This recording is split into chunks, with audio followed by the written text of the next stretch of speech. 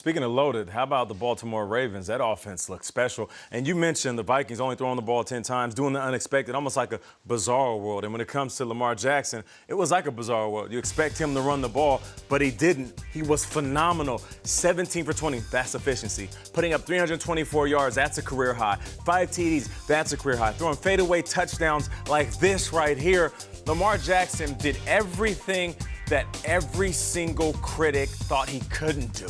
They thought he was going to go out there and run the ball all season long. You know what? He's going to get hit. He's going to get folded up. He's going to get broken. He's not going to last. He only ran the ball once. I think he had 7 yards. The rest of the time, he dropped back like a traditional quarterback, threw touchdowns like a traditional quarterback. And guess what? This past weekend, you have to mention Lamar Jackson's name as one of the best QBs in the league as far as week one. I'm not saying he is, but respect him for the numbers he put up. As of week one, Lamar Jackson is in the conversation. So what's your takeaway from seeing what he could do through the air?